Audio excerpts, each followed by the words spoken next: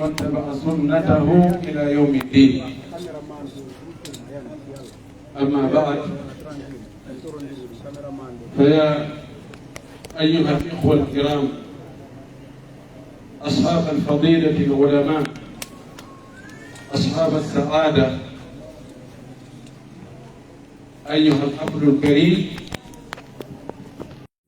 في هذا المساء المبارك وفي هذه القاعة النشطة وأمام وجوه نيرة متلألئة بالإيمان، يطيب لي أن أزف إليكم وأقدم ما ينبغي للمسلم أن يقدم لأخيه المسلم إذا التقاه، وهي التحية الإسلامية الطيبة المباركة. السلام عليكم ورحمة الله وبركاته. أسأل الله جل في علاه الذي اجتمعنا من أجله أن يجمعنا في أعلى جناته، وأن يجعل هذا اللقاء لقاء مباركا، وأن يجعل تفرغنا من بعده تفرغا معصوما، وأن لا يجعل فينا ولا منا ولا معنا شقيا ولا محروما. كما تفضل الأخ الدكتور المقدم بعنوان هذه الندوة أو هذه المحاضرة المعنونة بضوابط الفتوى وآداب المفتي،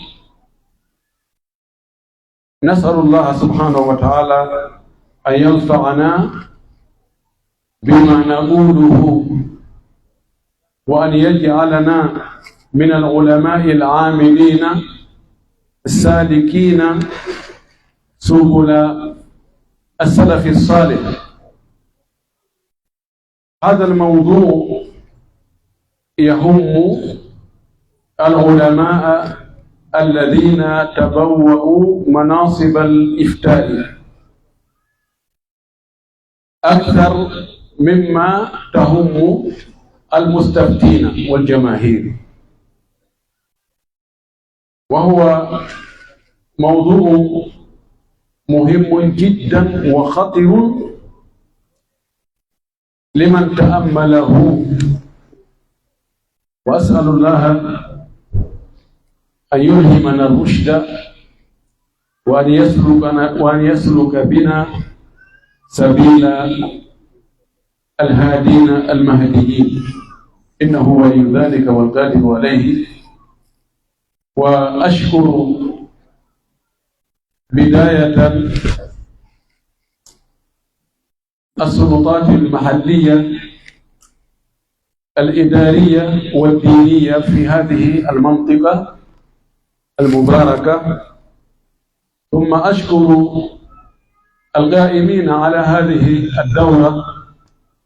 العلمية الشرعية، سواء كانوا في الإدارة أو كانوا في التدريس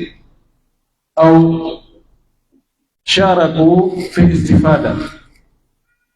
وأشكر كبار الشخصيات الذين أطروا لنا هذا المجلس من العلماء الأفاضل والأعيان الكرام، وأشكر جميع الحاضرين الذين شرفونا بحضور هذه الندوة، وأسأل الله أن يفيدنا بما يقال في هذه الندوة، وأن يلهمنا الصواب والرشاد. أيتي الله سبحانه وتعالى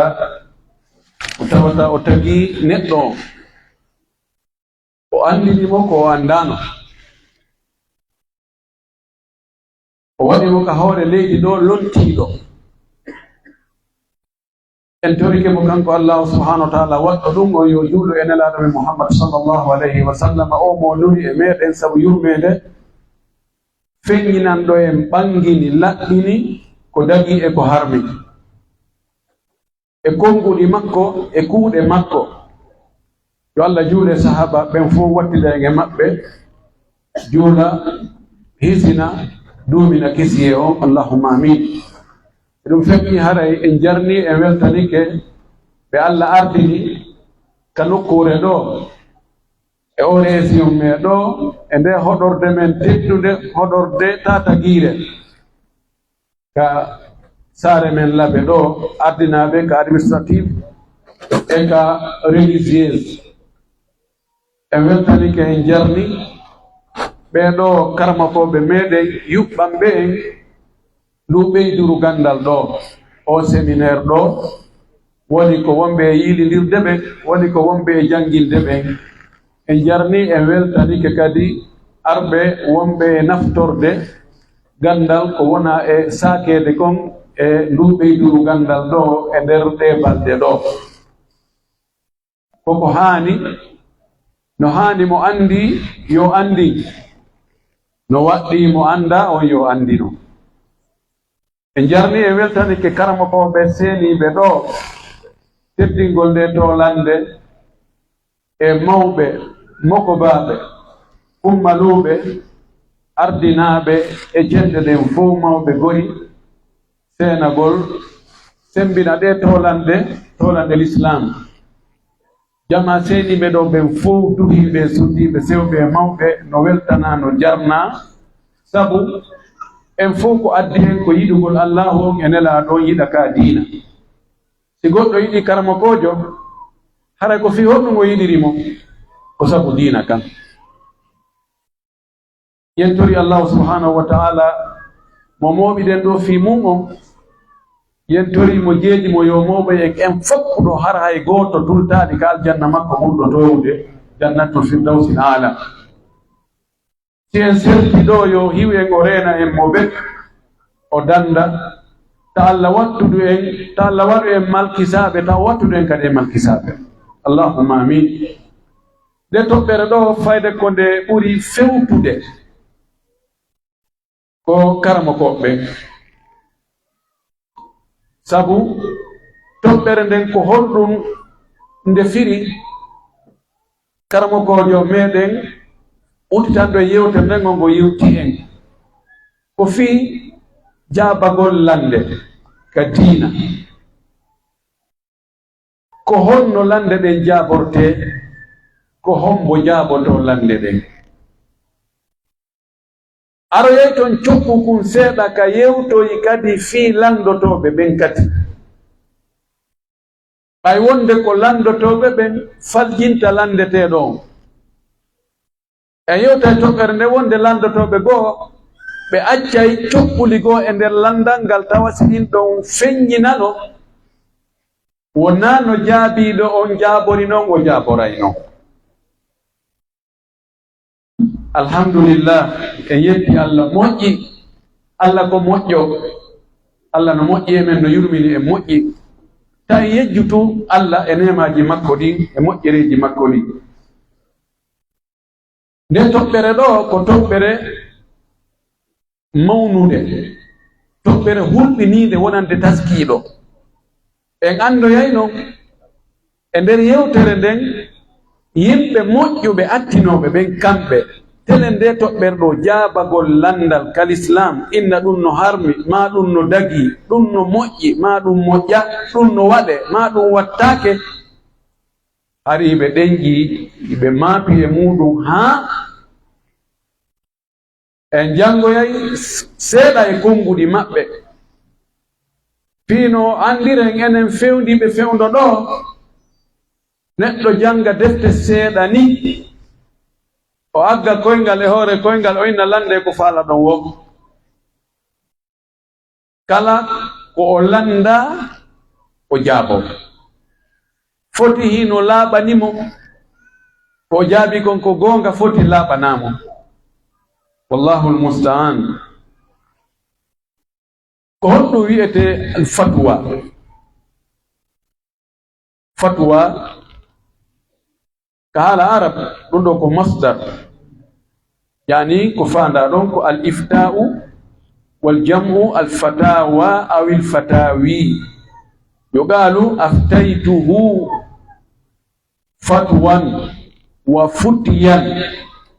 idha ajabtahu an mas'alatihi. ko wiyete fatwa haala arab ko uddutugol. Buy on ko wiyete ko fatawa ma fatawi, udditalle. Si a wi mi udditimo mana mi jaabike mo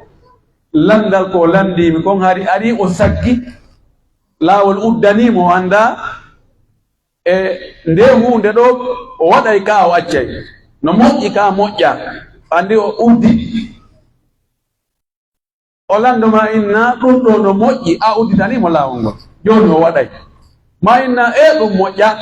fayin a uddanimo laawol fii yo rento. ka haala arabu ko ɗum ɗo wiyete alfatwa. jon noon karmakoɓe kamɓe ka istilah ɓe wi ko wiyete fatwa kon, ɓe wi ko tabyinu almushkili min al ahkami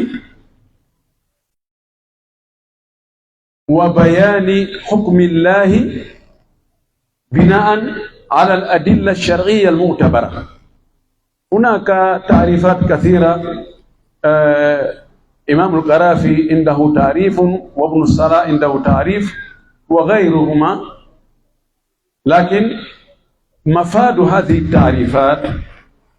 ومعناها الجامع هو ما ذكرته، وهي فتوى ko ɓangingol laɓɓina ko jilɓi kon e ñaawoje ɗen, ñaawoje jilɓuɗe. jiɓiliɗi heɓi goɗɗo e nder ñaawoje l'islam, ɓanginangol mo ɗon ko honɗum o haani wadde, ko honɗum woni ko moƴƴi kon, tawa ngol ɓangingol ɗon no mahi e dalilji sharia yankooji taskaaɗi ɗin. wona ɓantagol ton en tawa ɗum ɗo no wenina ɗum ɗo ɗagaaki ma ɗum ɗo no harmi. en jantoyto ko ɗum ɗo wiyete fatwa.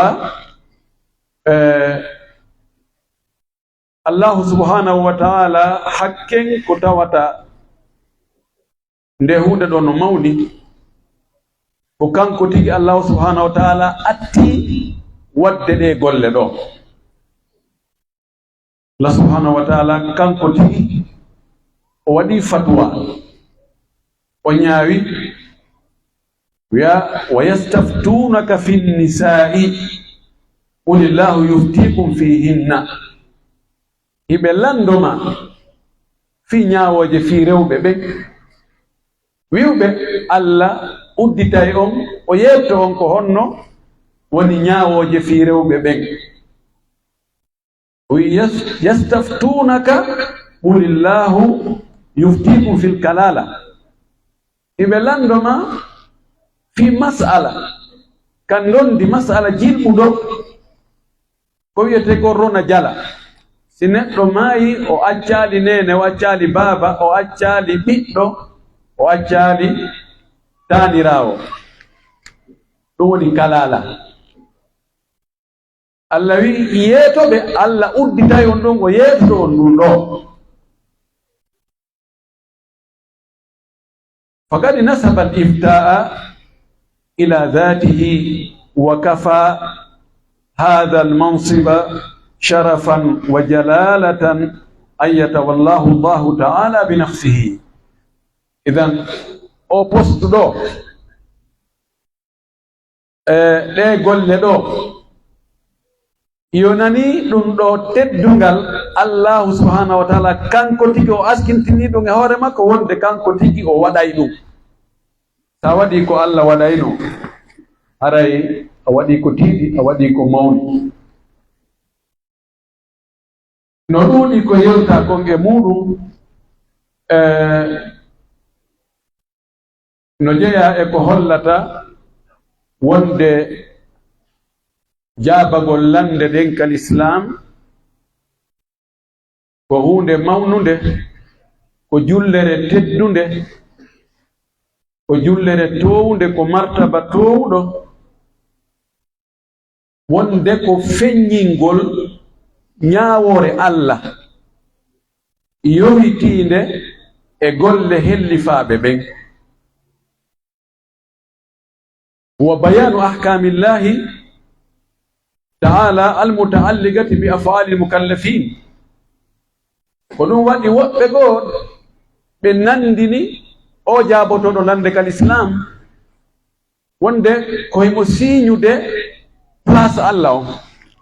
mo lontade Allah ka siiñugol. wono wayi wa ministre jo si tawi lanɗo halfinimo golle imo siiñude e inde lanɗo o biduni shak ko alda e sikkitade wonde si goɗɗo no siiñude e inde chef de l'état président de la république o wattana yila moƴƴi ko honɗum o woni e siiñude. o signata men porte quoi no wawi wo joni adde ɗon to mi signa men probléme ala mi signa e inde maɓɓe wa anhum waqi. si tawi hay ɗon on tigi o ndaara e moƴƴi o naɓa koyngal o artira koyngal o miijo si ɓe yiyoy ɗum ɗo taw si ɗum weltinayɓe, taw si ɗum ɗo nafay, taw si ɗum ɗo no moƴƴi, si tawi hara ko neɗɗo on no andirɗen noon ɗum ɗon no hulɓini itti e sikke ka allahu subhanahu wa ta'ala. فلذلك يقول ابن القيم رحمة الله عليه وقد حرم الله سبحانه القول عليه بغير علم في الفتيا والقضاء وجعله من أعظم المحرمات بل جعله في المرتبة العليا منها فقال تعالى قل إنما حرم ربي الفواحش ما ظهر منها وما بطن والإثم والبغي بغير الحق وأن تشركوا بالله ما لم ينزل به سلطانا وأن تقولوا على الله ما لا تعلمون. ابن القيم وأدي آية kanko no famiri non o wi ɗo ko piiji bakkatuji mawnuɗi nayi woni ɗo kono hiɗi ɓurɗi ko darajaji. Allah subhanahu wa ta'ala o fuɗɗoy ɓurɗo fanɗude o o harmini fawahish piiji bonɗi zina hoyreji ñidduɗi kanuɗi ɗum ɗon woni goo ɗum ɓuri fanɗude. o ɗimmiti ɗum ɗon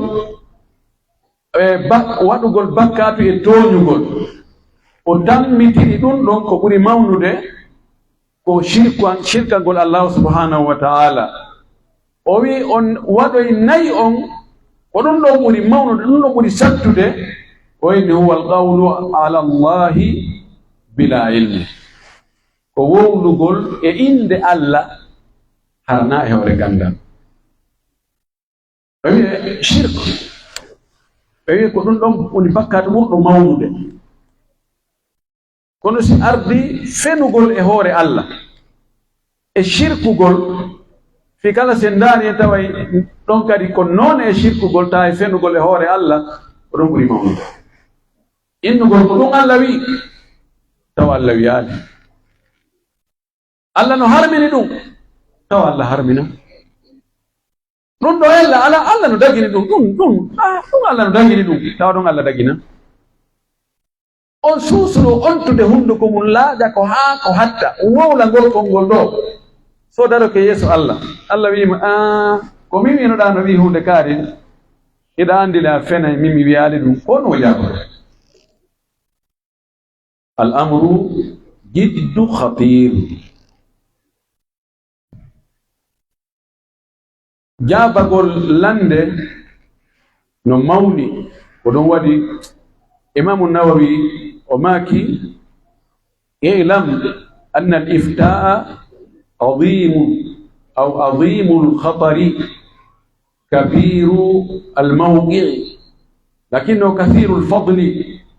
لأن المفتي وارث الأنبياء صلوات الله وسلامه عليه وقائم بفرض الكفاية لكنه معرض للخطأ ولهذا قالوا المفتي موقع عن الله سبحانه وتعالى. يقول وروينا عن المنكدر يعني محمد بن المنكدر أنه قال بين الله تعالى وخلقه المفتي فينظر أو فلينظر كيف يدخل بينهم. kanko Imamu Nawawi o wi uddutugol andu ko wiyete uddutugol ko jabagol lande den kal islam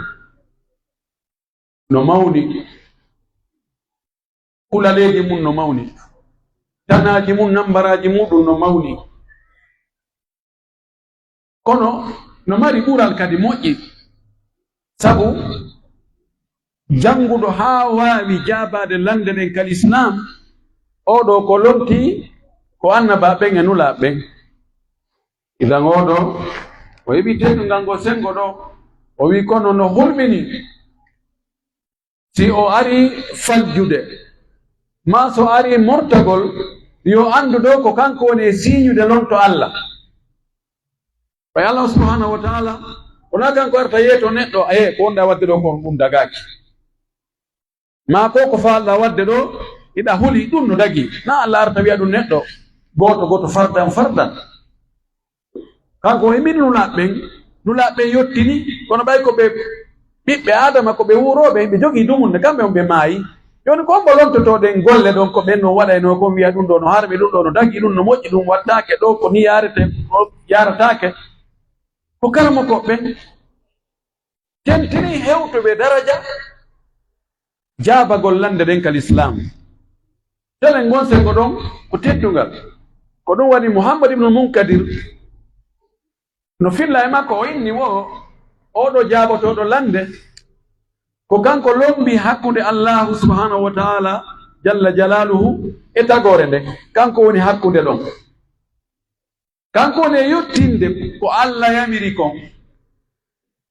yeeto yimɓe ha ko ɗum ɗo Allah haɗi ko ɗum ɗo Allah yamiri ko ɗum ɗo Allah yiɗi ko ɗum ɗo Allah añi ɗum ɗo Allah no togi ɗum ɗo Allah no noddi yimɓe yoɓe waɗu o wi yo neɗɗo on lombotor ɗon o yonaru ko honno o lomborta ɗon o ɓiso ɗon tawa o heɓali tana sabu ɗum ɗo fof waɗi si on tigi mortike o majjina yimɓe ɓen ari hadith mo Abdullah ibn Amr ibn al-As radiyallahu ta'ala anhu filli wonɗo ka sahih Bukhari ka sahih Muslim o wi sami'tu rasulallahi sallallahu alayhi wa sallam yaqul inna allaha la yaqbidu al-ilma intiza'an yantazi'uhu min al-ibad walakin yaqbidu al-ilma biqabdi al-ulama hatta idha lam yubqi 'aliman ittakhadha an-nasu ru'usan juhala fasu'ilu fa'aftahu bighayri ilmin fadallu wa adallu. Abdullah ibn Amr ibn al-As radiyallahu anhuma o wi minanine laɗano maka wonde Allah subhanahu wa ta'ala o wippitata gandal ngal o jaɓa o sorta e juuɗe jiyaɓe ɓen wippitan nde wotere fine tawe gando hay goto ala tawa gandal ngal muli nanon o jakkirta gandal ngal honno jaɓitirta gandal ngal ko balɗe karama ko ɓen lanna oɗo hande maaya inne ɓen karama ko ɓe ɗo ɓe fatike sifa maɓɓe hari ala oɗo na ɓe maaki ɗon talibajo ɓe nagoto ta on ɗon talibajo hewta karama ko mum wono ya seeɗa on ɗon kadi maaya ɓe nayi on ɗon kadi maayi kono ha emo acci goɗɗo goo talibajo ɗo on ɗon no gasa o ƴettayre le on seeɗa ko wariray karama koɓe ɓen seeɗa kala karama kojo mayɗo arowo ɓaawo makko on hewtamo gandal la'alla al-waqi'a yashhadu ala hada no gasa ko woni kon tigi enen ber ko mandi ɗen kon ɗo ɗon no seedano en to heewi kon yani sen yejjitike ɓaawo seeɗa en taway karama koɓe wonnoɓe on tumati ɓen ka yaajugol gandal e okkegol faamu e jogagol needi e hulgol Allah jogagol reenaare e hiwaare taway karama ko ɓe fewdiɓe ɗo ɓen ɓe hewtaali ɓe si yahoy kadi zaman arayoɓe ɓaawo ɓen taway ɓen no jaasi kadi ɓuri ɓe ɗo nelaɗo maaki si ɗum noon waɗi wo yimɓe ɓen waɗano ya hoore muɗum ardiiɓe inne jooni ara men kippini barke e mawɗon ara ko onon ɗo wonti ɗo ko onon lonti menen men lontini on hara noon komo annda ittakhadha an-nasu ru'usan juhala, yimɓe waɗa hooreɓe mum tawa ko ɓe anda. Waɗire sabuji, waɗire tasakuyeji goɗɗi go, imma ko fi tawi corona ɗum, ma no jogii moyen ji, no jogii sabuji, no jogii jawdi, no jogii ɗo no ɓen tamo dartoɓe, ɓen ɓe dartake ɓe ko ɓen gon ko ɓen wona ɗon, sina ɗum muttata ta no ɓe anda e hunde ɓe lande no ɓa yimɓe ɓay probléme ji tilda automatiquement banu adama no wondi tun e muskila. O yaha yanok goyno he ene komi faala ukkade mum ɗo kon ɗum no moƴƴi ka moƴƴa. Ɓe ara ɓe lando aray karama ko en ustade en cheikhuɓe aray miɗo faala mi hunde kaari jiɓilam kon no mi watta ko heewi kon si on tigi landama ka hakkunde jama no sattani mo hulata Allah rentaki wigol mi anda. On ara ɗo menen mawɓe amen no maka hunde kaari ma miɗon ngel laala e ɗum ma ɗum wattake sa landike mo ko fi honɗum onon de goɗɗo wowla tum fuɗɗo ɗon ɗumannade awa adda hulɓina tawa na asusta wowlude fa su'ilu fa aftaw bi gayri ilmin ɓe lande ɓe jaabo hara jaaba wongol ma hakke hoore gandal koko hotta ko wowla tum fino sertire fino hersa daɗire lanmaki fa dallu wa adallu ɓe majji kamɓe hoore maɓɓe ko ɓe majjuɓe kamɓe ɓe yoolinoke ɓe yoolora yimɓe goo ɓe majjina ɓe peske jolontina mene de ko ustad kaari makani men ɗum ko docteur kaari makani men ɗum mana meɗen anndi ɓe si ɓe makani men ara ko ɗum ɓe jokkata min cippini barke ko ɓe maki on iskin allahu akbar ɓen no fof yoolora ɗum fama akthara alladina ضلوا لأجل الفتاوى الخاطئة الظالمة نفوتي يمبي مجير بي هنو مجيني بي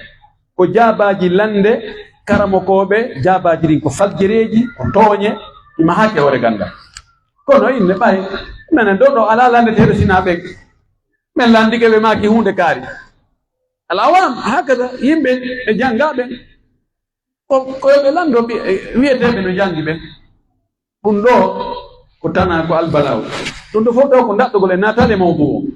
kono ko muqaddima araha muhimma jiddan li ma yajri fi lwaqi sen daari mahgol e ɗum ɗo wonde jaabagol landal ko hunde huɓininde hunde aaninde mapinde no wondi e tanaji molanaɗi ko ɗum waɗi yimɓe moƴƴuɓe attinoɓe ɓe bugodirayno jaabagol lande nde landal ari ɓe bugodirayno kana sahaba yatadafa'una almas'ala sa landike oɗo inna ha ya landoɗa kaari ara landike Omar o inno he landoyo Aboubacry lando Aboubacry wennama landoyo Ali lando Ali wennama ya lando Ousmane lando ano ya lando Abdourahmane bun Awf mo be bugo e oya nawi ko min himɓe acci miɗo heɓe landoyo kaari en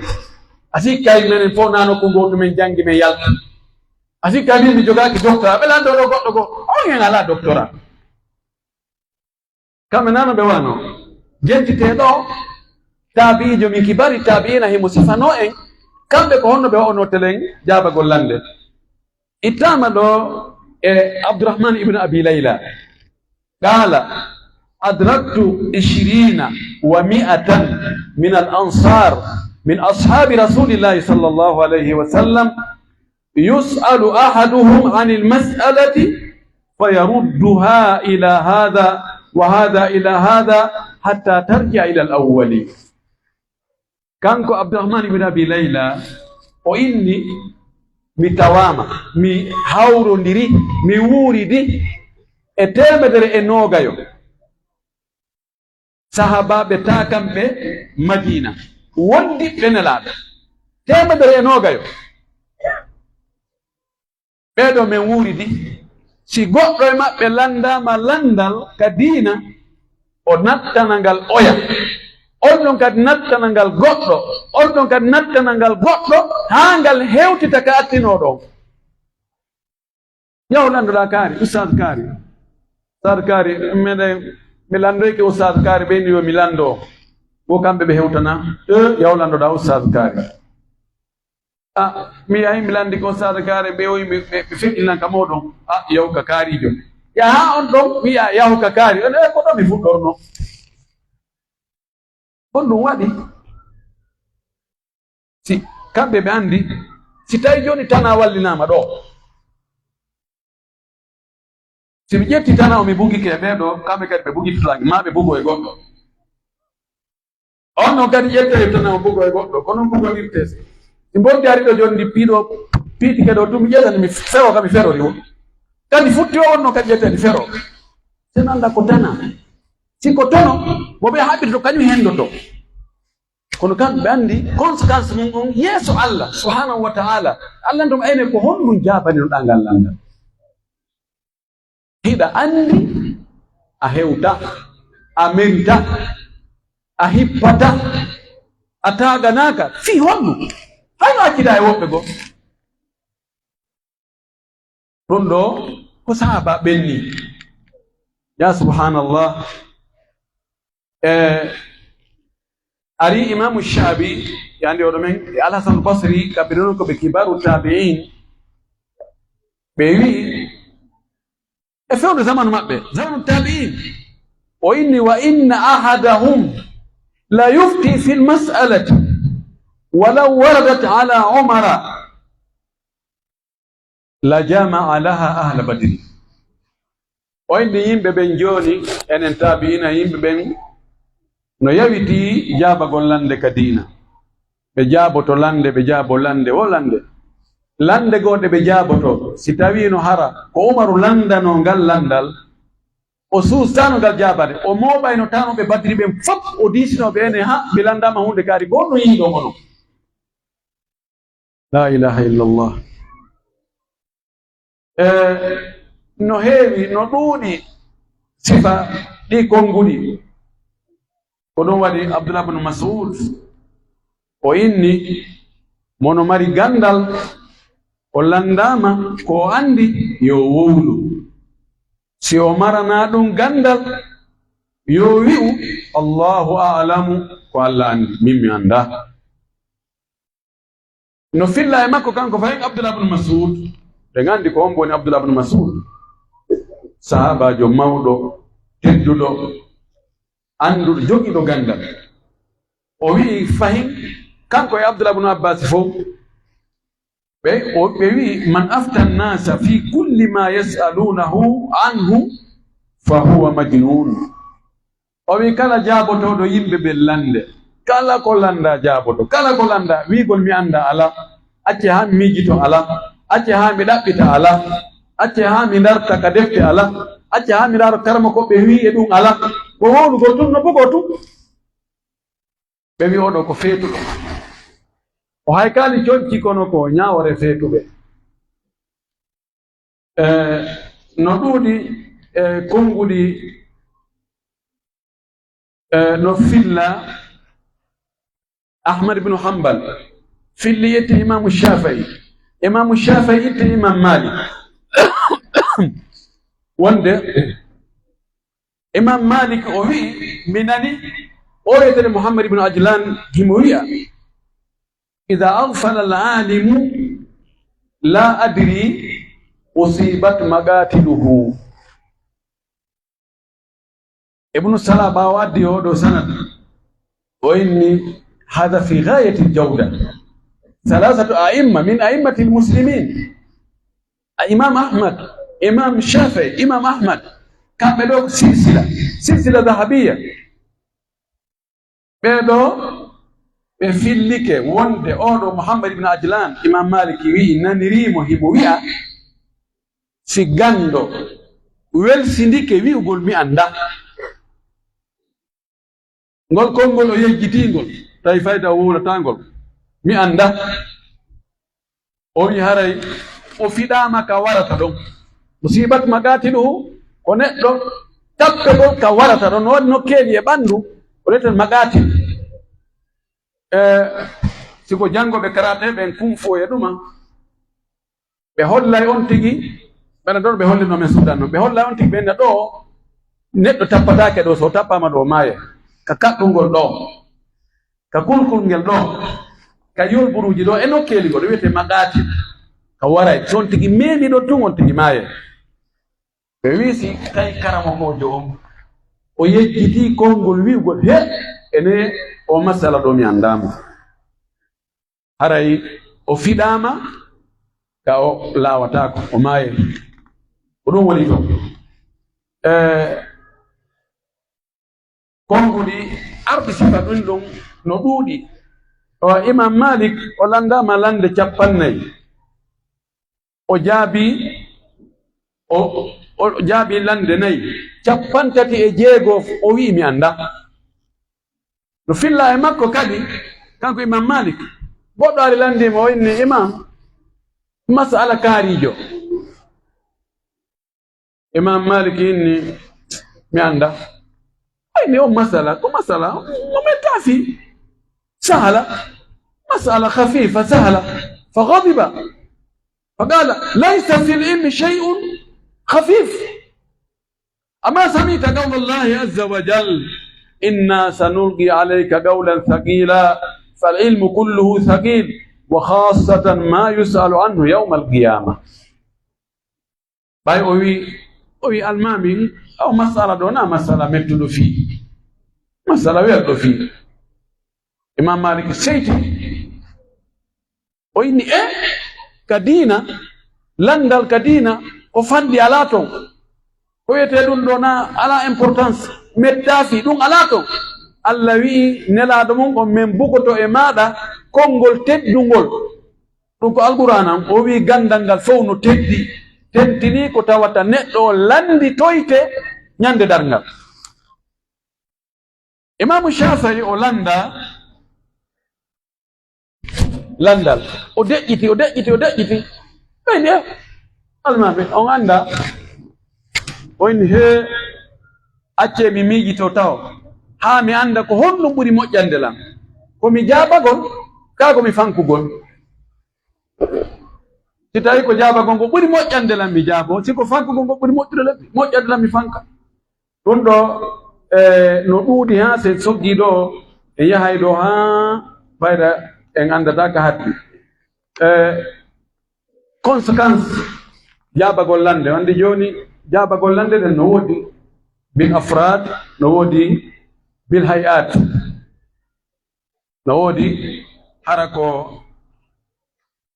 mooɓondirɓe woni nokku gootu ɗi landal ari ɓe weeɓita ngal yeeso maɓɓe mo ɓe adda feere muɗum ɓe mooɓidira ɗen pehe ko ɓe fotti e mum ko mbeyna awa ñaaworne ko huunde kaari wono almajamiul fiqhiya wono hayat kibari ulama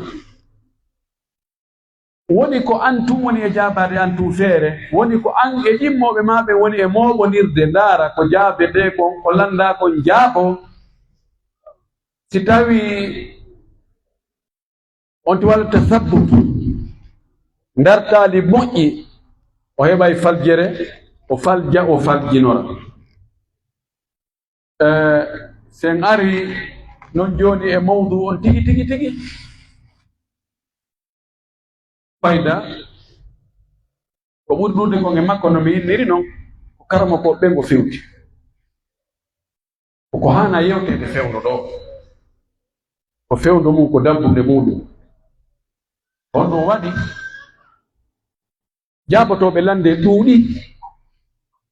angal renare nden e jaabagol lande ɗen ɗuuɗi wano woniri fewdo o zamanu men ɗo probléme ji ɗin ko ɗuuɗi kon e yimɓe ɓen jiɓi ɗiɓiji ko ɗuuɗi kon piiji goɗɗi goo heyɗi ɗi alano law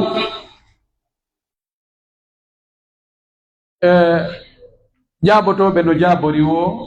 ɗuuɗi no hani yewtede fi muɗum fi faalaɗo rentade no anda no rentora ukkotoɗo o anda o naata e nder e hoore mo andi ko woni ukkare ɗo ko ka o halkoto woni natude. Hande piiji no woodi ɗi alano law, wano développement on waɗiri noon ka économie e ka médecine e ka technologie e piiji goɗɗi goo alano. joni sen ƴetti misal to abnaul al anabib, joni insémination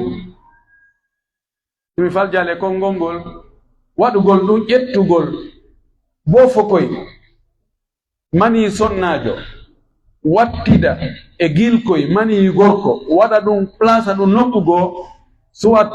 ko ka ranga debbo on ma koye ranga debbo goɗɗo goo ma goɗɗum goo ɗum toƴƴoyo hay ɗum andano kala hari alano lok. On ɗum woni ñawore mumen.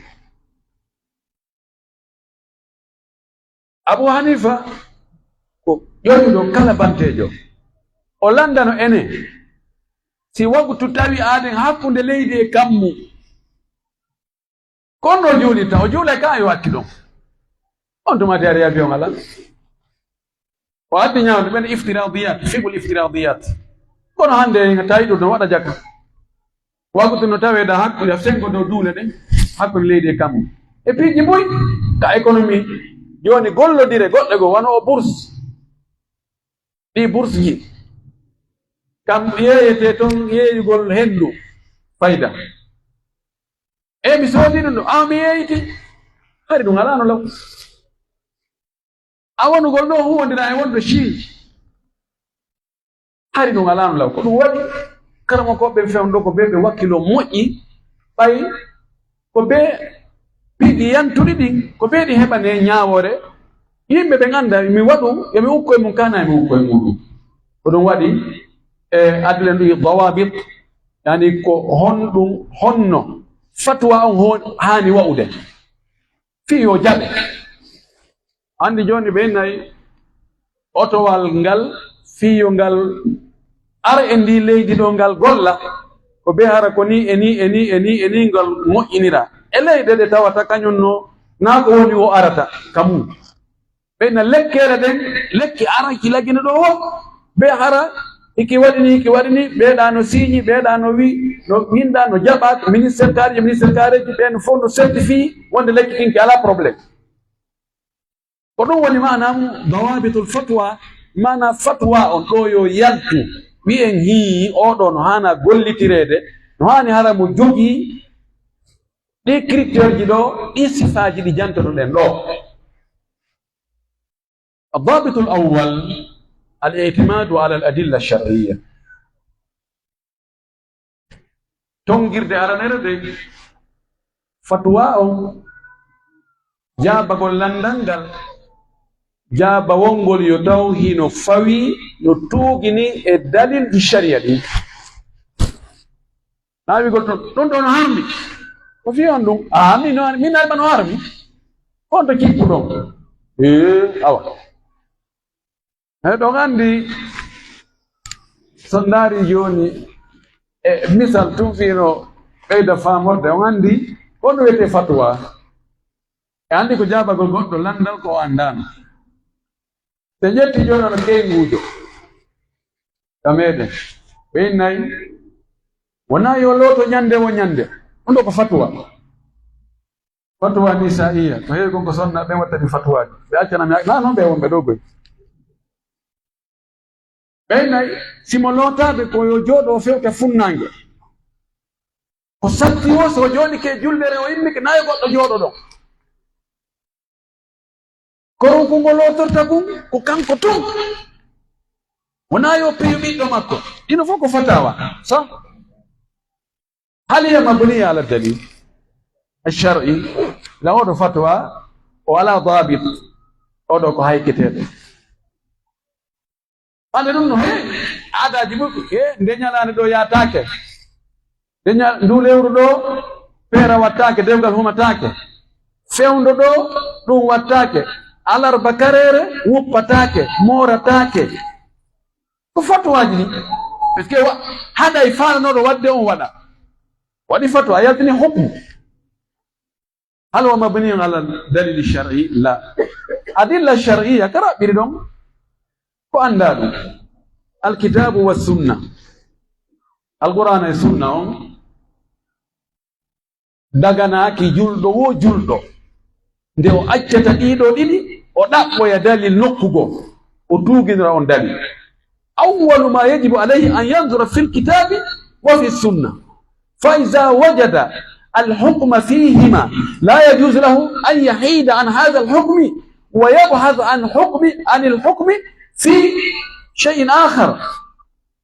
وأتي كنت وسنتي كيونار القرآن السنة سوي نياوري كولاندا كونكا القرآن كسنة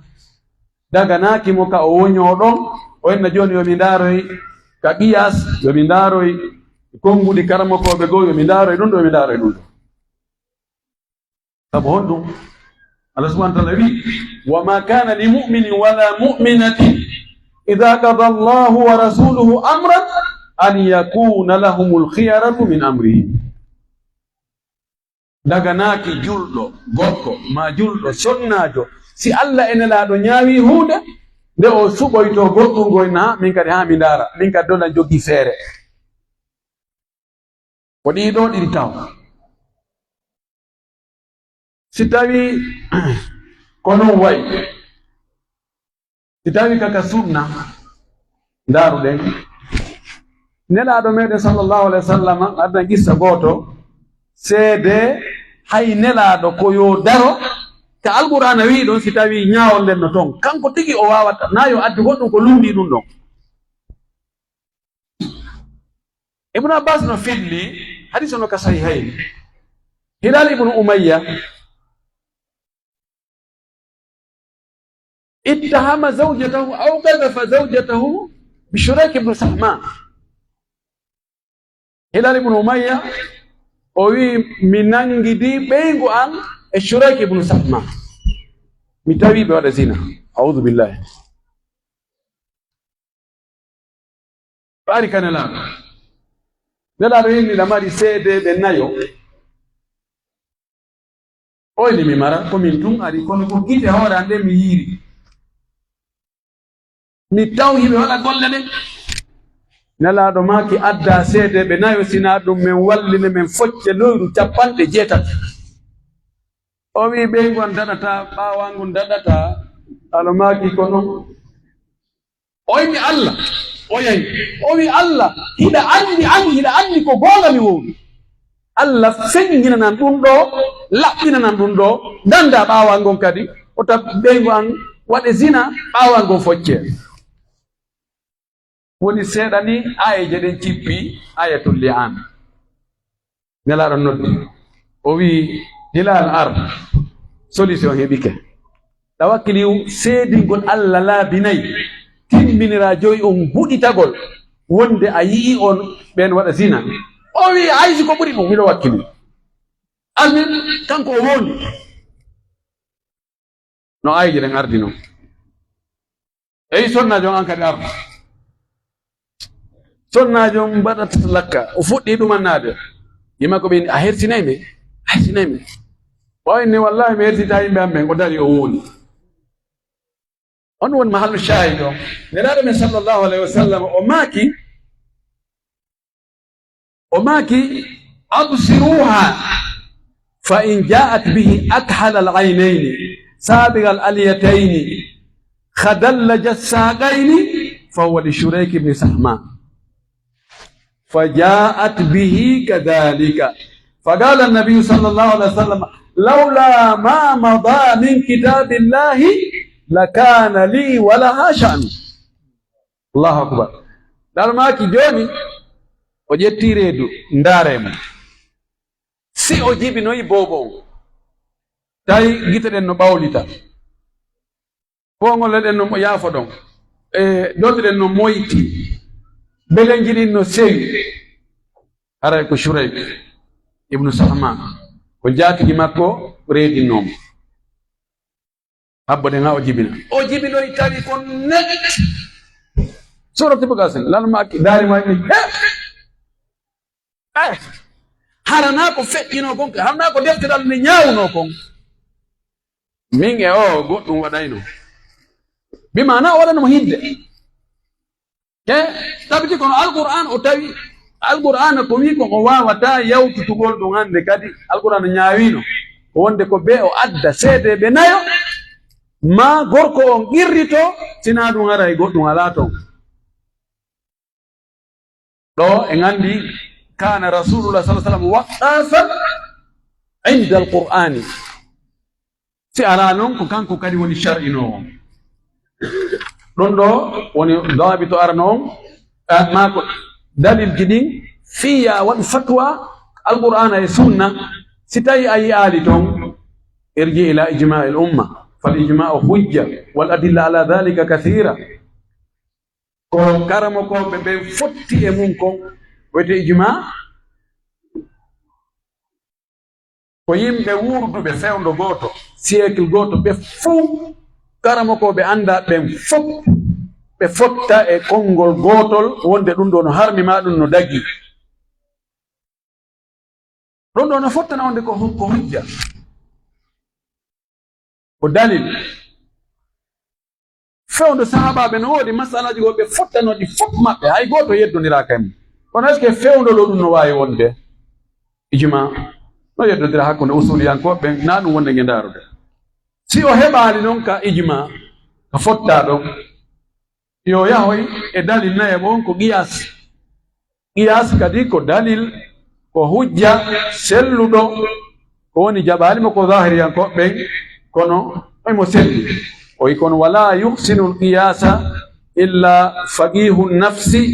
usuliyu ltabgi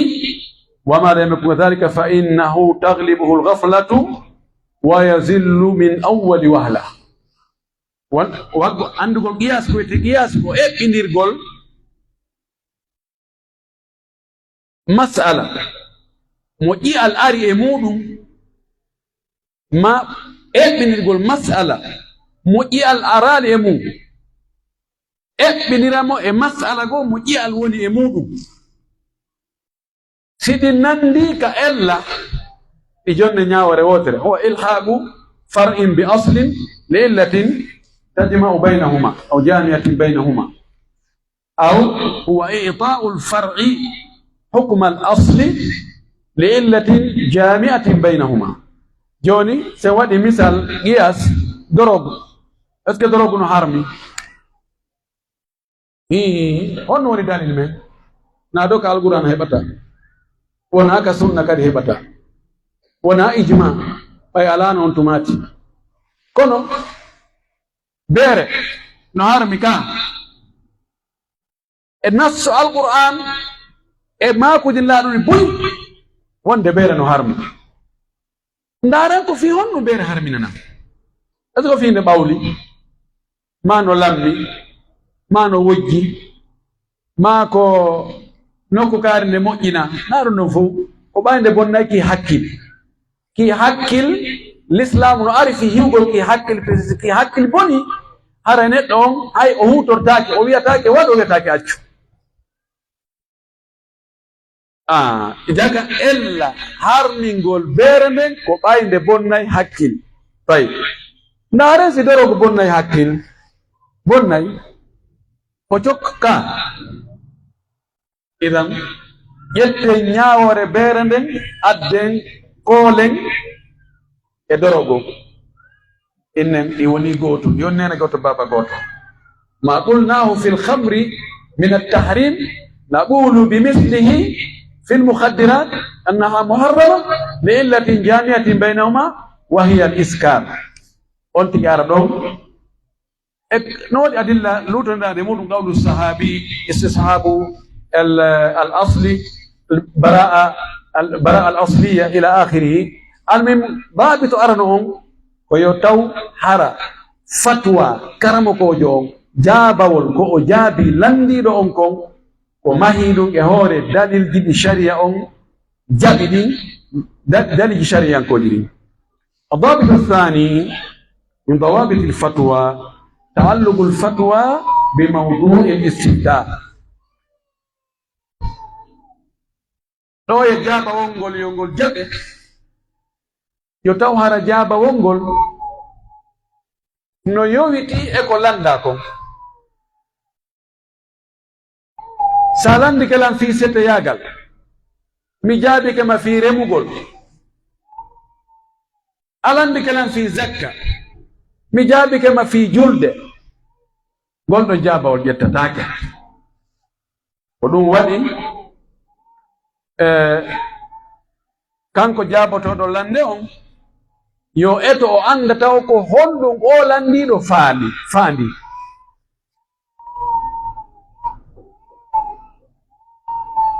ko honɗum ko toɓɓere honɗum tigi o landi fi muɗum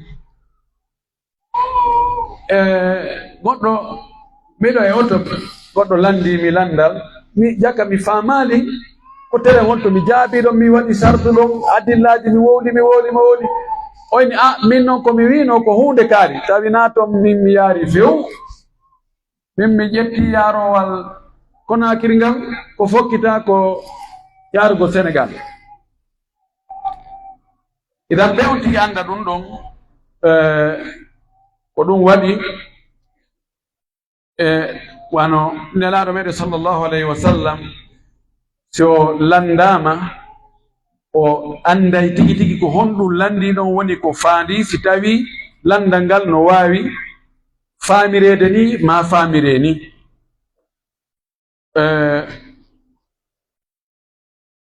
si tawi landal ngal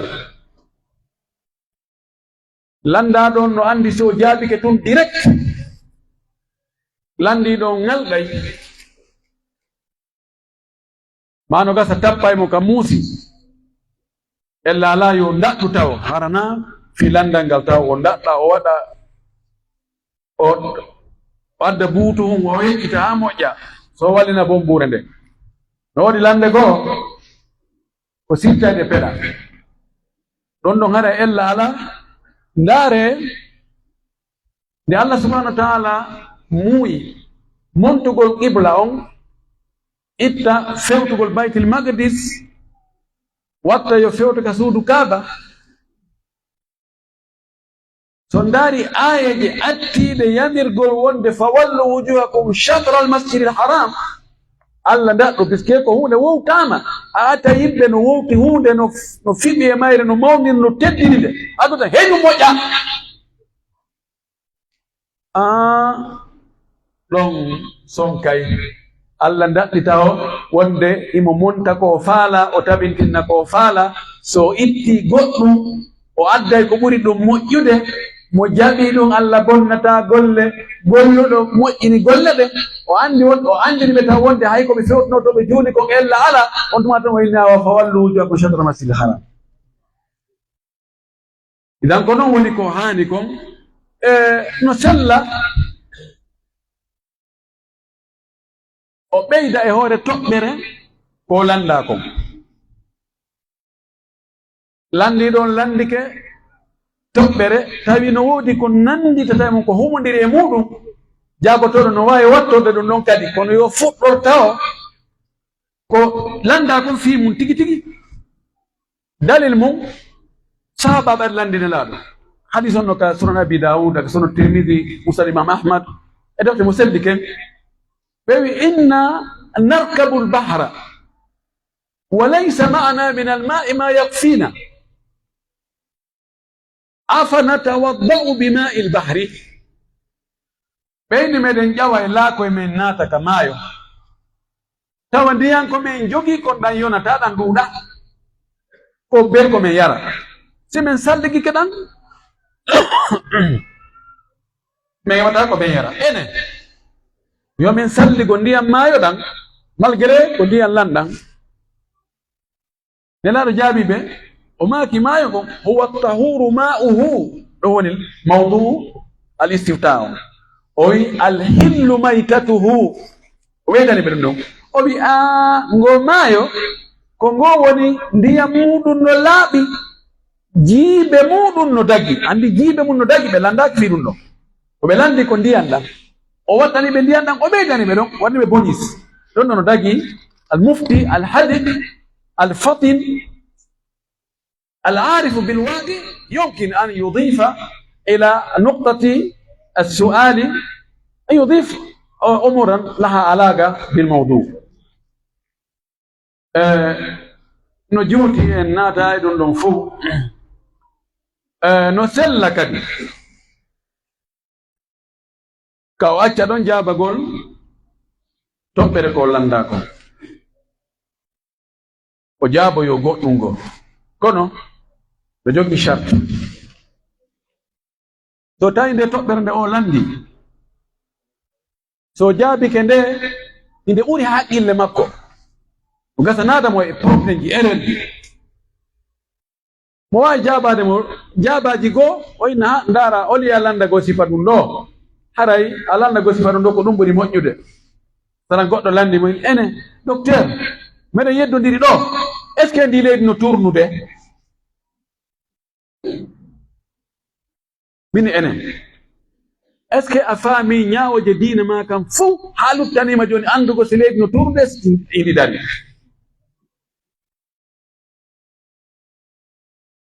waɗa sifan ɗum no waawi ma hara o andi si o jaabike o ngal landal kanko tigi landiɗon landa ɗon woɓe probléme no waawi o naɓirama nokkugo goɗɗo landike o nande ko yondire politique ene yaltugo waɗa manifestation yaltugo waɗa ɗum ɗo e ɗum ɗo ɗo ɗaggi joni noon laaɓe ɓen no ɗon no sellaka on tigi o ndaara naahiya o jaaboramo naahiya goɗɗo go he oli e landagol affaire ji politique hay landoɗa fiinde ene mo juuli sa ari a tawi almami heɓi darɗe ɗiɗi ɗon tani mo darɗi kono tawtita julde nde ɗo ɗaggi namiramo toon anduka o jonnamo ko tawata o naftoray ɓay ɗum ɗa no gasa kanko landaɗo ngo lorotoma kanko landiɗo ngo loroto ɗum ɗo hiɗo daggi o babitu halis tongirde tammere nde ko minta jenni ko leere jenni mi andi ko mi gayna albi mi fala ha yeso 19 minutes. طيب الضابط الثالث من هذه الضوابط سلامة الفتوى من الغموض ko taw hara jaaba wongol ko ani mimake ala e jaaba wongol landiɗon kon o landori o fala andude ko laaɓi pos sa addanimo ɗon si ɗuma on ɗuman tinni ke ɗo haran ɗuman tinni a mumanimo o naftorta idan jaaba wongol yo taw hara a jiɗi ɗiɓe ala e maggol fof feyi sabu nelaɗo Allah subhanahu wa ta'ala nel mo wi yotti laɓɓina albalagu lmubin wama ala rasuli illa albalagu lmubin fawaki nelaɗo sina laɓɓingol feeñugol yottingol feeñugol an noon ko nelaɗo lontiɗa idan an kadi labudda an takuna fatwaka mubina bayanan shafiyan la yatruku alghumuda walshakka inda almustafti wano joni andi karama ko ɓe yette soɓe goo ɓe landama masala hiɓe andi ko laaɓi kon kongol laaɓugol ñawre laaɓu nden poste e mum on na nden ɓe faala wolude ɓe addoya konngodi wallahi ikhtalafa ulamau fi hadi lmasala wallahi minhum man yaqulu kada minhum man yaqulu kada minhum man yaqulu kada minhum man yaqulu kada minhum man yaqulu kada wallahi almasala muhtamila karama koɓe no yeddodire muɗum woɓɓe no wi ɗum woɓɓe no wi ɗum woɓɓe no wi ɗum yani masala no wawi yarde ni kono ay anda to wono kaari en no wi hunde kaari yati aqwal shadha hatta yuthbita hukman mukhalifan lissawabi لأنه لا يريد أن يثبت الحكم الذي فيه الصواب. هاي وقت كنون وعندي سيغوت وني غاندو كنو الله أرسكالي مورينا ريكولو الله هاي poison مولنا بهنك وادي himo wawi turnude dalil jiɗi naɓira nattana ha or nadi nabi nadi kafala do karamo ko jogo himo cukko yimɓe sunna wonɓe haɗude bidaaji ɗin o wi'a ɓe no wi'a hunde kaari e turuqu sufiya ɓeyna ko bida wirduji go ko bida ɗum ɗo ko bida tawi safa e marwa fewnu nelaɗo est ce que no waɗano kaaro hande ɗum no waɗa kaaro no waɗa climatiseur no wenga caméra ji no waɗa ɗum ɗo kene ɗum ɗo na muhdas koko heeƴina ara'ayta kayfa إذا أراد العالم سيما إذا كان أصوليا كيف يحول عقول الناس ويأتي بأقيسة فاسدة ويحول الحكم إليها دارو رندو يوغو نراهم ونرانا غوتم فيو وعلى كل جابا وونغول يوون هرنو لابي هارا جيبي ليبي على إماغول الضابط الرابع من هذه الضوابط مراعاة الحال والزمان والمكان جابا وونغول يتوهر نونانو دي الحالي لاندي دون no feppondiri e on zamanu ɗon no yaadi e zaman on no yaadi e nokkure ka jaabaɗon ɗo no sen feññinaali ɗo hara yette soɓe heeɓi ka jogito en non menen ɗo andi menen ga meɗen woɗɗi menen ɗo meɗen wawi wadde hunde kaari probléme wo ala no heewi e karaɓokoɓe suusuɓe Allah wonɓe e jaabade jaababuyeji majjinayɗi umma on mahogol ɗe بفقه الواقع والمرونة والتعايش والنظر إلى الحال والمآلات. إذا كان الحكم مبنيا على العادة والعرف فإنه يراعى فيه الحال والمكان والزمان. وقد تتغير الفتوى بتغير الزمان أو بتغير المكان أو بتغير الحال. والمثال الزمن يمبي tawa kamɓe ɓe wowti ko honno ɓe wiyata ɓe accitiri ɓeygu maɓɓe ɓe jogii konnguɗi ɗi ɓe huutorta tawa ɓe faami kamɓe sili no huutorama ara woni accitugol ɓe dogay ɗum ɓe inna kamɓe moɓu yahaka mo kamɓe ko ɓe faami fof jaman fof ko faami sa wi ɓeygu ma moɓu yahaka mo hara accitimo ɓe faami wonde sokangol mo baafal bugomo yaasi ɗon ko accitugol e misal ɓe wowta ɗum an mufti on mo landike ma ɓeywa min waddini a inna woni accitande goni puisque ɗo on fof mo landiɗa o mo waɗi ɗum ɓeygu mum ko honno wende ɓe noyi ara accitimo. hada al hukmu mabniyun ala al urf. si yahoyi ha ɓen ɗon lanni woɓɓe go aroy kamɓe no ɓe considéral ɗum fes ɓeyni he ko si on tigini mi acciti ma mi joɗini edda goɗɗo waɗoyi sifa ko ɓeya waɗayno wona accitande tatagayyaru lfatwa ɗon a wiyata hara yo accitima non menen ɗum ko mawɓe amen ɗum ɓenen hande ɗum ɗon min konta ɗum men fof. هذا باعتبار ماذا؟ الزمان. فلذلك لما ذهب الإمام الشافعي من بغداد إلى مصر فوجد أن نمط الحياة في مصر يختلف عن نمط الحياة في بعض الزوايا بعض الجزئيات عن نمط الحياة في بغداد. تغيرت فتواه فأصبح له قول جديد القول القديم والقول الجديد، وما ذلك إلا بناء على اختلاف أعراف الناس وعاداتهم. لو كنا نعرف. أما الزمن نعرف حديث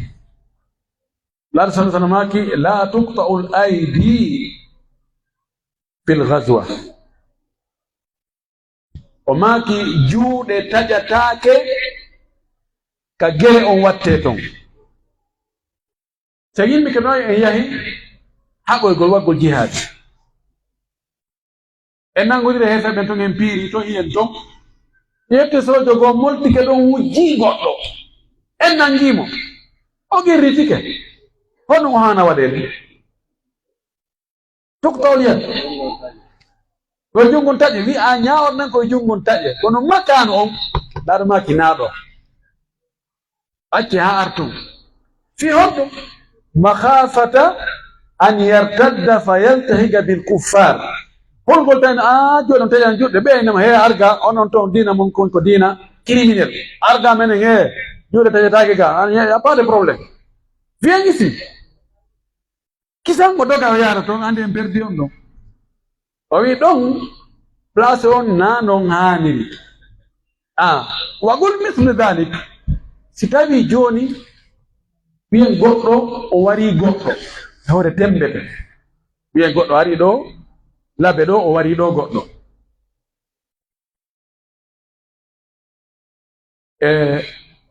kanko wardo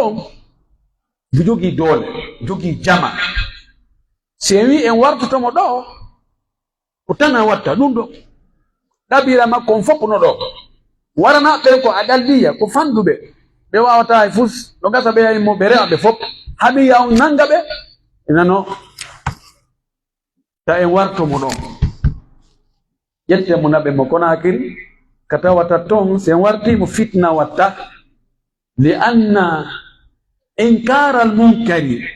إذا ترتب عليه ما هو أنكر منه لا يسوغ إنكاره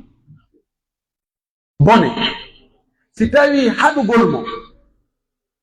أدو ياي بني قرلو ماونو دي أندون هذا يا حدو بني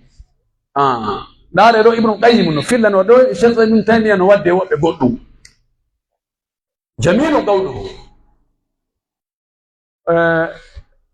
kanko ibn qayyim o inni karamo ko an donc cheikh islam ibn taymiya rahmatullahi alayhi kanko inni qaddasa allah ruhahu o wi o fillani kelan hari be senade kambe e dimmobe mabbe fi zamani tatar do gandi tatar be arno be hetti khilafa baghdad be wali julbe be wali ko be ala ko be wadani siona o modi hibe yawde don kan ibn taymiya dimmo munno ya tumbe albe tawi tatar be no jodi no yara be goddo woni gol on anda be no harmi on accata yargol be ibn taymiya ni accu hadugol be koy ma accu hadugol be terdu na ko bon o ni accu hadugol be o wi inma harrama allah al khamra li annaha tasuddu an dhikri allah wa an as-salah وهؤلاء الخمر تصدهم عن قتل المسلمين وسبي ذرارهم وفعل الفواحش. والله كلام ممتاز. هذا رجل عاقل. وإني بيرك هنو هارميننا كسبو يرنو بير ندن هداي مجانتا قول إندي الله هداي مجول قول يونو كاوسولي دون سا ونانو نودين حكي دان مكوالا كدون هارميني بير oyi ɓeɗo non beere nden no haɗu deɓe yahugol wara yimɓe ɓe jatta jawle maɓɓe ɗen nanga rewɓe viola ɓe nanga pay koy e maccindinna koy accuɓe yara julɓe ɓe fowto si ɓe yarali ɓe yana e julɓe ɓen yargol beere nden eɓe wargol yimɓe ɓen ɓe waɗa sifa ɗin boneji ko on ɗum ɓuri sinda hon ɗum sinda be yargo be tetto ben biara be o ko akanno to be sula yimbe be muttina ra'aytum idan taghayyarat al-fatwa li taghayyur al-hal wa taghayyarat al-fatwa li taghayyur az-zaman no ɗuuɗi en ala e naatude ɗin détail ji ɗon fof. No jeeya e ko hollata wonde si alhaali waylike wonde fatwa on no waylo nelaaɗo men sallllahu alayhi wa sallam fewndu maɓɓe ñaameteeji ko honɗum wooduno ɓade ko burru e sha'ir e laban ko ngawri wiyeteendi bur e ngawri wiyeteendi sha'ir fayda e ɓira e mustaqat ɓira ko ɗum woodi noon tumati ko ɗum waɗi ko o farli muudo on muudo suumaye e hoore julɓe o wi ko sa'an min ta'ami sa'an min burri si yahi tawi yimɓe goo ko ɓe wuuri wona ɗum ɗo ndi ñaameteeji ɗum est ce que ɓe itta e muudo e ko ɓe wuuri ɗon ko ka ɓerta muudo ɓeetay ka ɓerta ɓeetay maha gole hoore won ɗum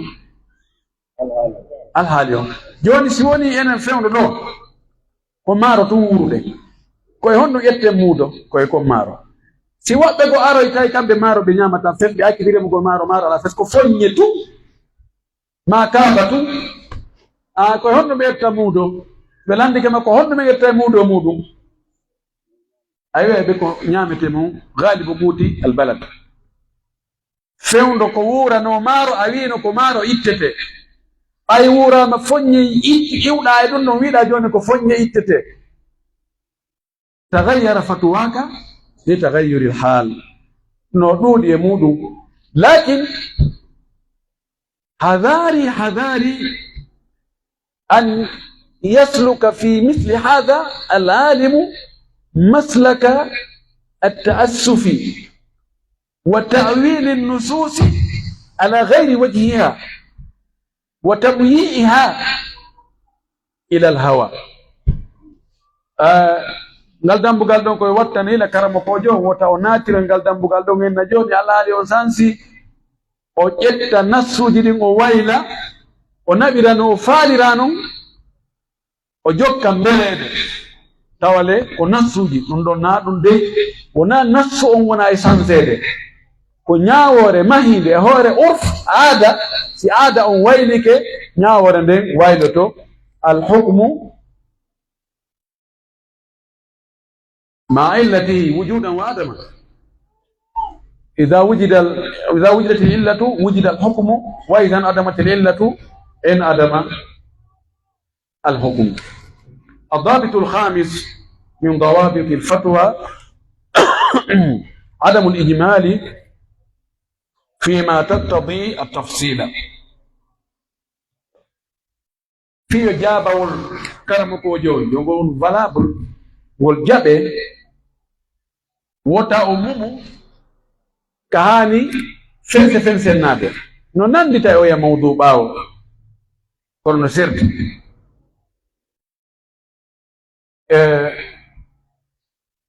si tawi landal ngal sa jaɓoto landal ngal be anda détail ji ɗin ta jaabo landal ngal jumla lando détail si goɗɗo arinima ɗo joni koto an no faati acci sonnajo mum acci musidɓe tato o acca ɓiɗɗo o acca nene o acca baaba honde jawdi sendirte tawi ɓeygu makko ƴetta e nayaɓal ko lutti kon ko siɓɓe makko ɓen ha anda ɓen siɓɓe makko ko onno ɓe jeydini no gasano to hada akh min al abawayn wa hada al akh من الأب فقط وهذا الأخ من الأم فيختلف الحكم بلا ندامو بس بمكو دو كون بجيديري ان goddo e mabbe ko be nena goto baba goto goddo ko be baba goto tun goddo ko be yumma goto tun aha idan jawdi na hakkunde mabbe idan jawdi ni nena goto makko on tu no jogi jeegabal ɓeygu makko no jogii nayabal ko lutti kon fof ko nende goto baba goto makko on jeyi o baba goto makko mara hayunde andi sa wino tun no joni yo ɓeygu makko ƴettu nayabal ko lutti kon siɓɓe makko ɓen senda فكنت قد أخطأت. لماذا؟ لأنك لم تستفصل. ولذلك ماعز رضي الله عنه لسه ما كنا عندنا كصحيحين دار غوركو ulo Allah kono faale fooli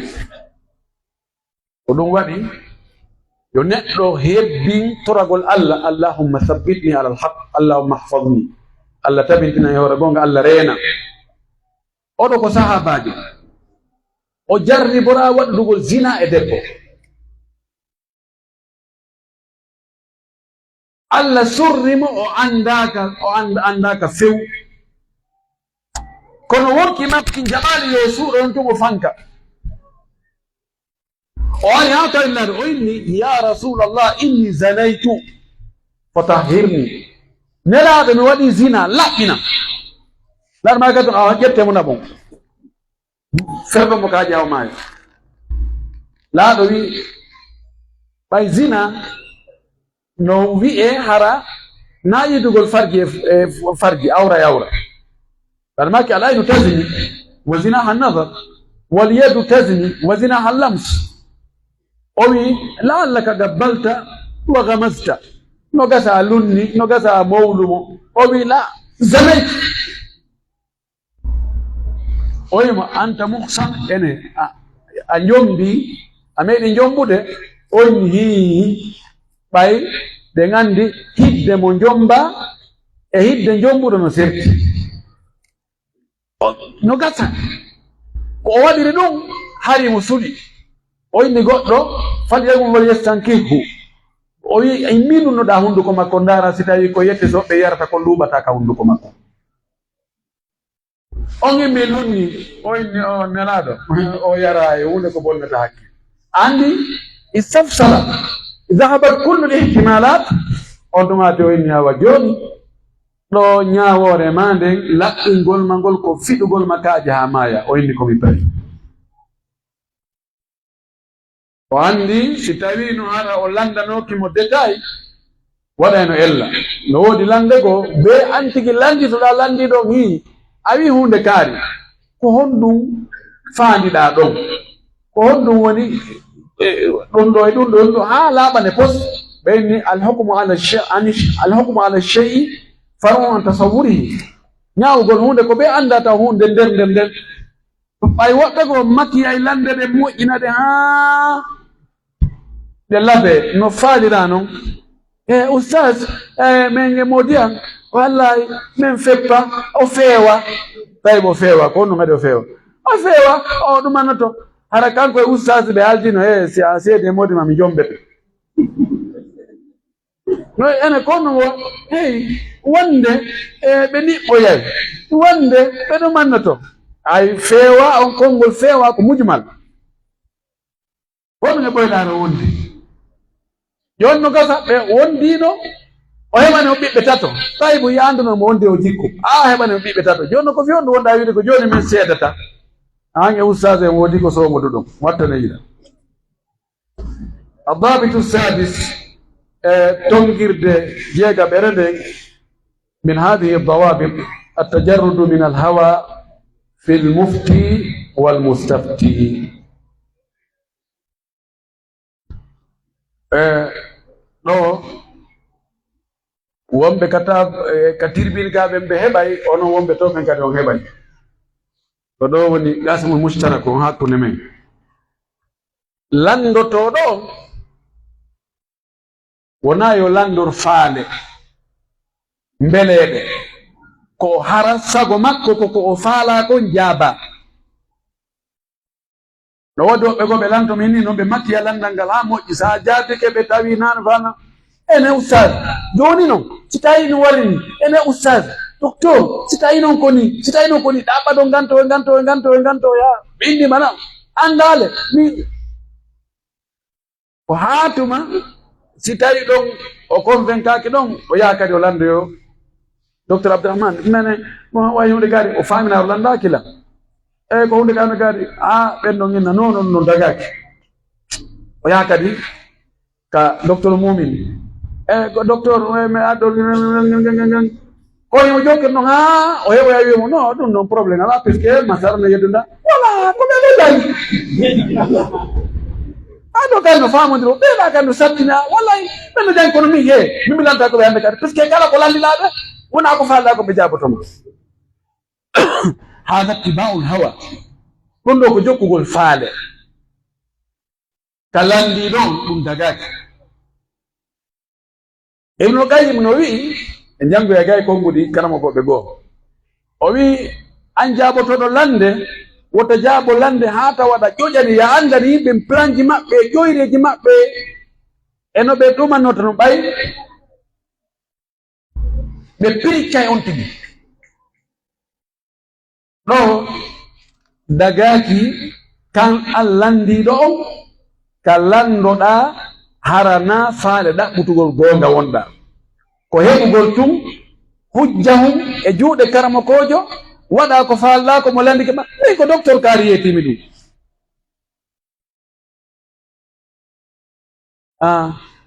joni yeeyoɓe cigarette men ɓe landote ɓe landike ene cigarette no harmi no harmi ɓeeto ɓe jonnoya goɗɗo ɗon enveloppe tekkuɗo karamakojo ene ko ma honno ma ko ɗum go cigarette harma dagaki eyo voilà minen hari min ma qur'ana non ala ka alqur'ana harma dagaki هذا استفتاء مبني على التشهي والهوى وهذا لا يجوز رواه ابن القيم فلا يجوز العمل والإفتاء في دين الله بالتشهي والتخير وموافقة الغرض فيطلب القول الذي يوافق غرضه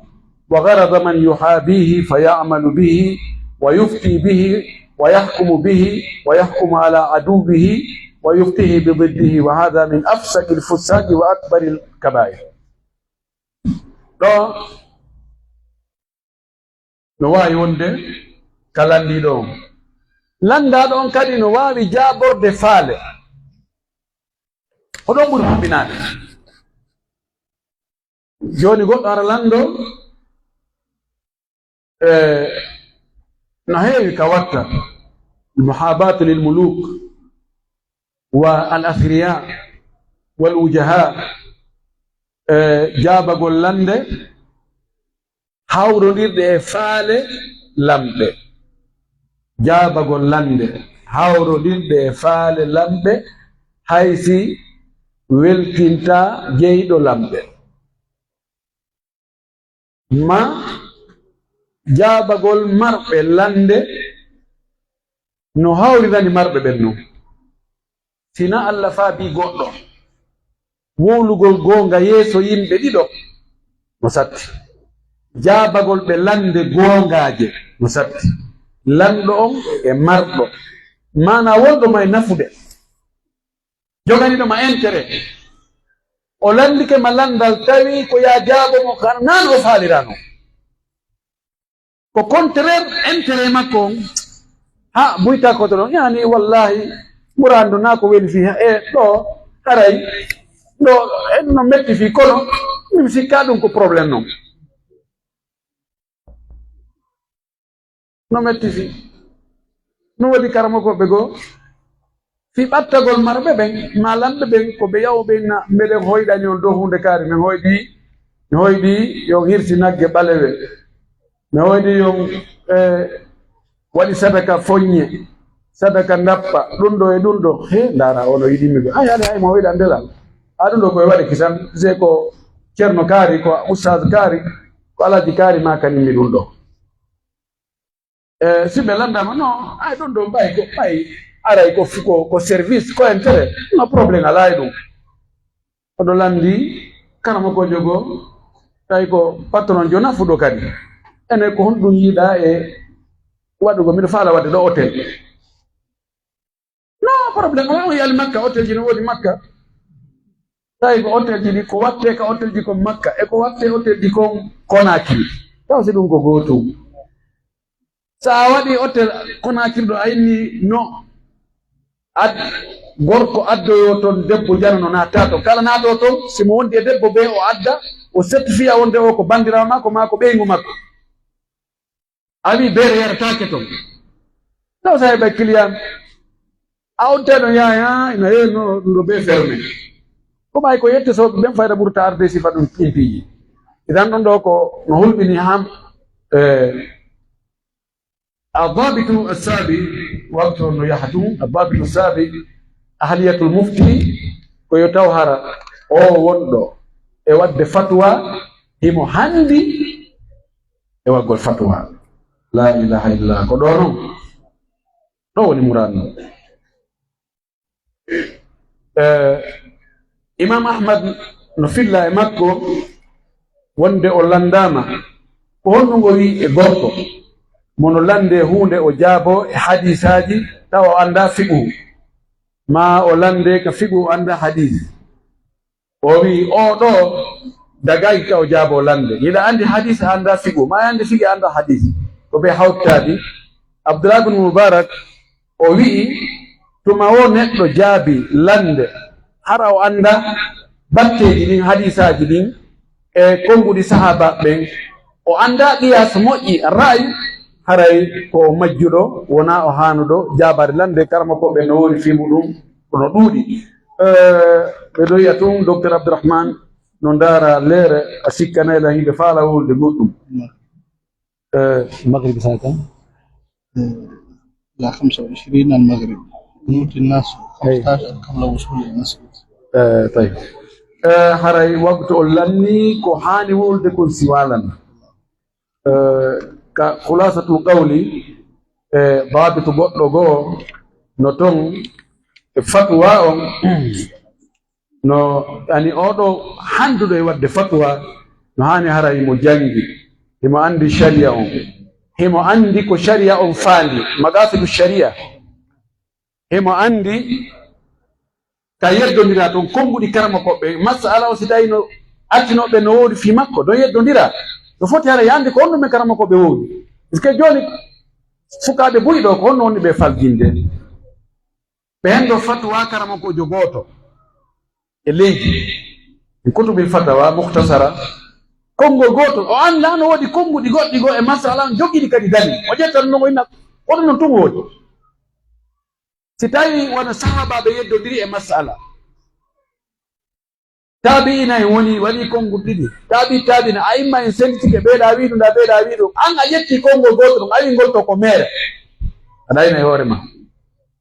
la tastati an tamhuwa alkhilafa sabiq tawa en suɓade inna konguɗi ɗin no to e masala on kono min komi ƴetti ko ngol konngol ɗo bi mana sen ndaari ko yewta ga kon en taway menen wonɓe jabade lande ɗo ɓen fof wona men handuɓe jabade lande kulasa to gawli ko ɗum woni ton kono ɓewi si moƴƴoro heɓaki honɗum watte ko bondu tuggete to min mbaawi tuggagol bondu ha heɓa moƴƴuru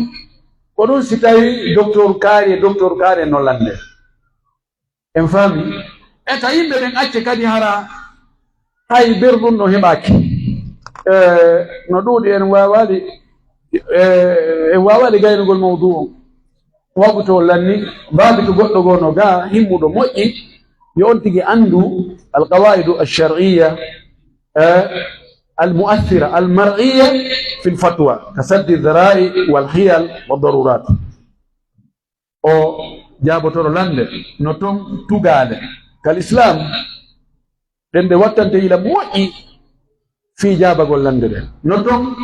أدوغل دامبو دي بوني كسد الذرائع تون نو داغي كونو سيدون جوكاما يالتيتي كو هارمي e andugol daruratu bihi almahdhurat wonde si woni fee ala haray ko harbuno no daggi e andugol ƴoyreji hiyaluji ka yimɓe rewata ɓe hewtoya ko harmi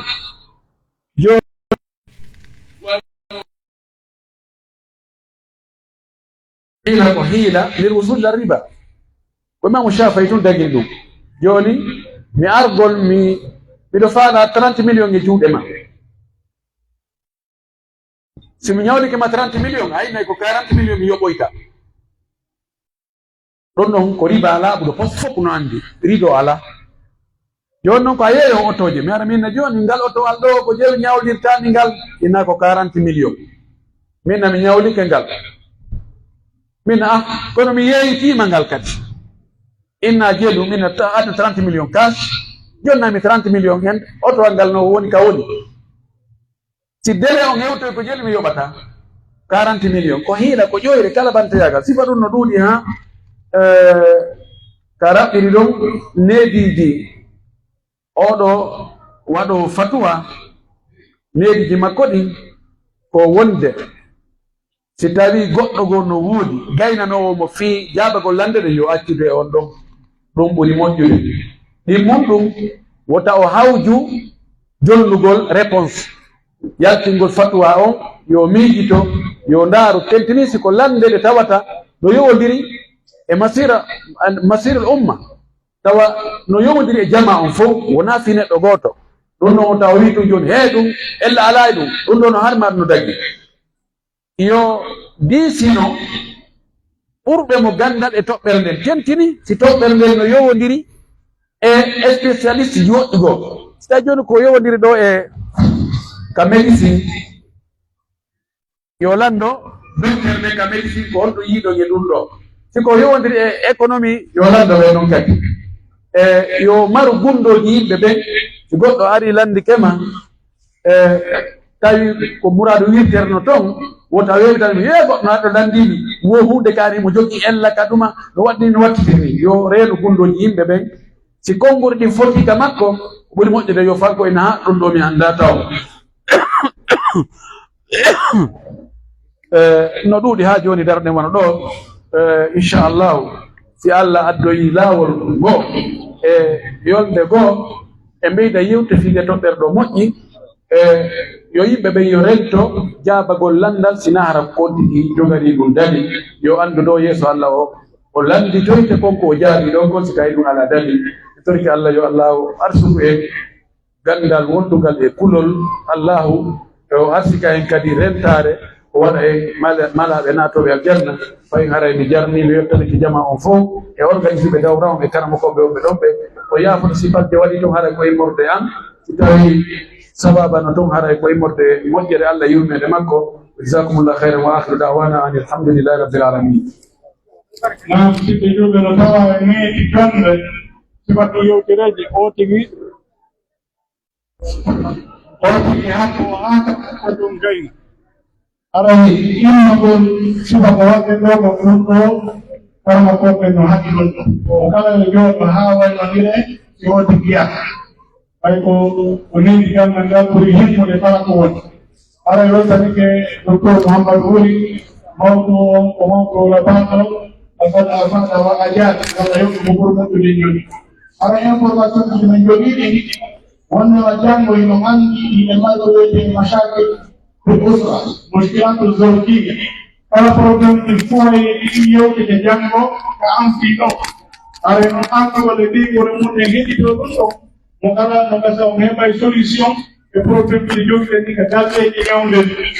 ara ɓe ɓatti janngo inde mari honde docteur Mouhamed Souley aray ɗo ɓatti janngo inchallah ɓe waɗana e conférence monana aray si feƴƴi ɗon hakki ko hutoro ɗo hakkiro joni iɗen mari conférence yewtere islam joni e juulirde Kourahol e juulirde ela jaabi Oustaz Jaabi Kourahol aray janngo e 15 heures Oustaz Alseyni Bada Kari ɓe mari yewtere Kouramangi centre e juulirde jak ɗum ka toon ɗo binde goudron aray jama on no tora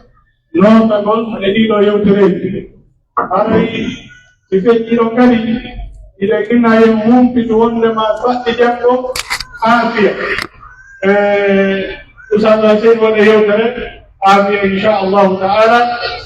wallahu waliyu tawfiq jama weltanama putoro o yonni nam ara eɗen mbaɗi yewtere kadi dombi ka Oustaz Hafiz Sow en dombi aray jama on no tora nootagol e ɗiɗo yewtereji karamoɓe ɓedduɓe hewtude hoɓɓe sewniɓe e jama o yew o heɓa istifada moƴƴo inchallahu taala ara docteur woni ɗo yimɓe mari programme ɗi hewɗi yimɓe mari délégation ji ɗi ɓe yiɗa daga jemma ɗo ko ɗum hatta hollite yewtere maɓɓe e jemmani ɗi hande ara jamma kadi ɓe wayno ɗo ɓe mari délégation ji ɓe jabboy to Conakry ko ɗum hatta ñaamide mi maɓɓe ɗo janggo wallahu waliyu tawfiq wassalamu aleykum wa rahmatullahi wa barakatuh. وكذلك دكتور مبين دون المرأة بيان فكو فكو فلا يعنى